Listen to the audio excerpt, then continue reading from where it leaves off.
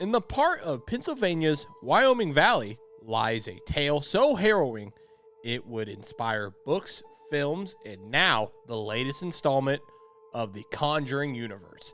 This is the tale of the Smurl family haunting. What are you doing, buddy?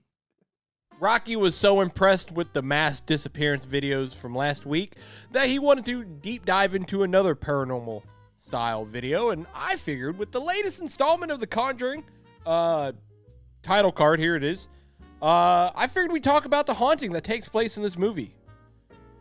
Rocky, are you excited? You got completely turn around. Rocky, what is that behind your ear? Oh! So yes, ever since they dropped the trailer for it, the movie looks amazing, and I wanted to deep dive more into the Smurl family haunting and see what that was all about, because apparently it was pretty wild. From what I've heard, the Smurl house family haunting is like the most closest thing they got to actual evidence of paranormal, because I guess all these photos and the stories and whatnot have not been debunked. So I thought that was pretty cool. Rocky enjoys this stuff, so we're gonna teach him about it, and I'm gonna learn a little bit about it. You ready? In 1973, Jack and Jeanette Smurl moved into a duplex on Chase Street in West Pittston, Pennsylvania, seeking a fresh start after flood damage displaced them from their previous home.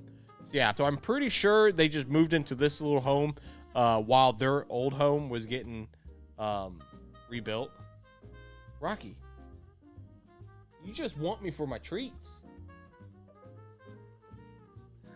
However, by 1974, unsettling occurrences began. Tools vanished, foul odors in the air, appliances malfunctioning, and a little touchy-touchies at night. Rocky, what do you think that means? After settling into their duplex, the family discovered deep scratches in their newly painted woodwork and bathroom fixtures, and then temperature would drop randomly. There was even a point where Jack woke up to finding a dark entity on Janet's feet. This little demon had a foot fetish, my guy. He had a foot fetish. Ghosts were so upset that they saw Jack diddling his wife's feet, they fucking jumped him. There was a report where Jack was physically attacked by the invisible entity. They were like, shit, you caught me diddling your wife's feet. Now we got to jump your ass. And they jumped him, and they beat him, and they bit him. This was also a case where apparently Janet and Jack, I think, were both sexually assaulted. They were both SA'd, which is wild to be SA'd by a ghost. Both Jack and Janet claimed to have been sexually assaulted by a demonic entity. Jack described the incident where he was attacked by a succubus while watching television, and Janet reported similar experiences while in bed. What is a succubus again? A succubus is a demon or supernatural entity from folklore and mythology, typically described as a female spirit that seduces men, often through dreams and during sleep, by appearing in a human-like form. I wish I had a succubus come around once in a while. Male counterpart of a succubus is called an incubus, which is said to seduce or assault women in similar ways.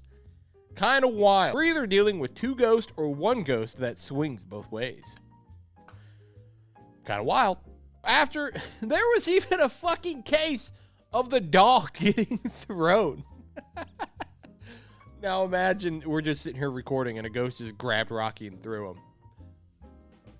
What kind of ghost are you? I mean, this is definitely a demon. They're throwing dogs across the room. Oh my goodness.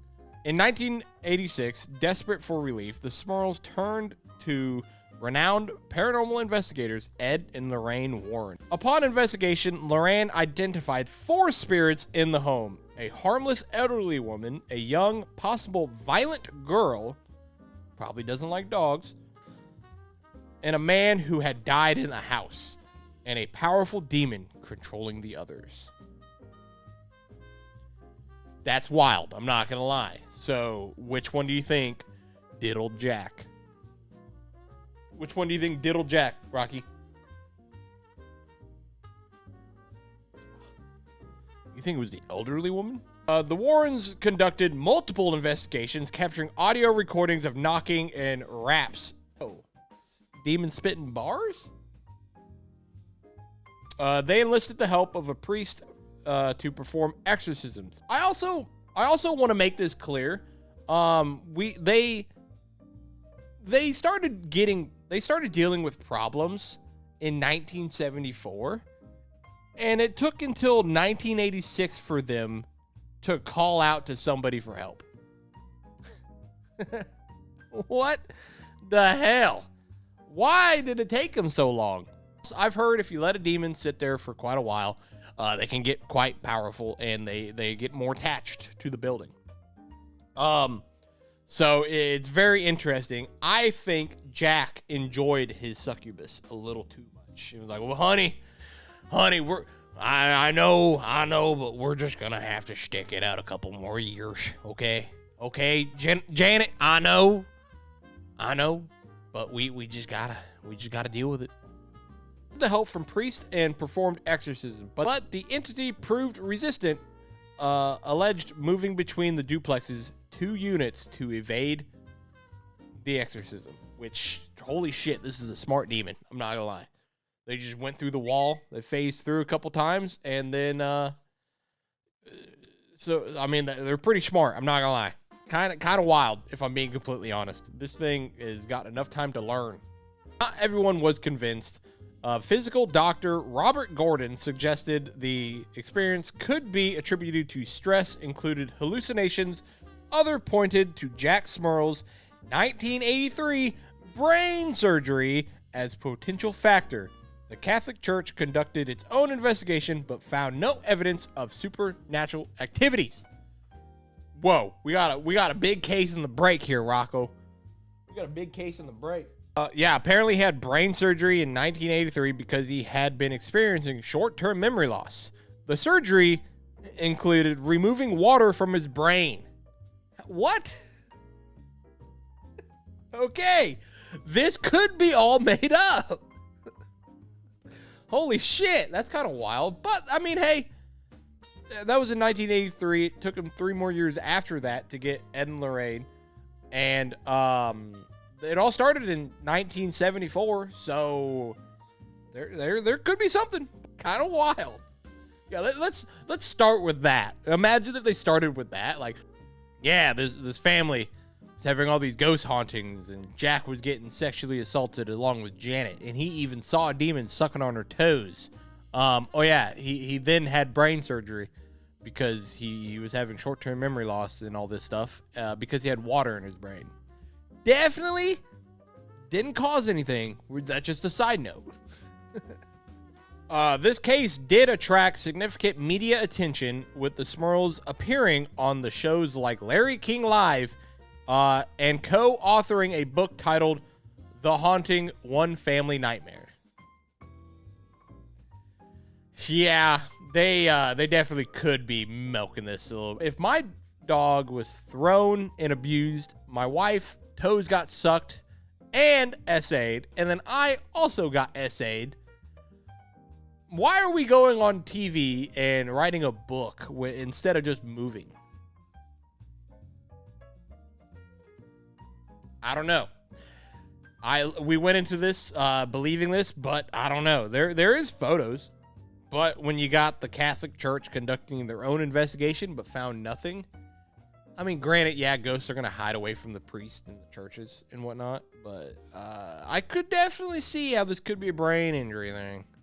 Eventually, the Smurls moved to Yikesbury, Pennsylvania in 1988, and then residents on the Chase Street duplex reported no unusual occurrences, and the house remains standing till this day. So yeah, I'm pretty excited to see this movie. The Haunting, I don't know. I'm kind of like 50-50 on it. I was believing everything until apparently Jack had to get brain surgery and the water in his head. I don't know about that one, Jack. I don't know about that one. But yeah, let me know what you guys think in the comments down below. Do you think they were making it all up? Because, I mean, hey, they did get on Larry King Live, and they co-authored a book, The Haunted.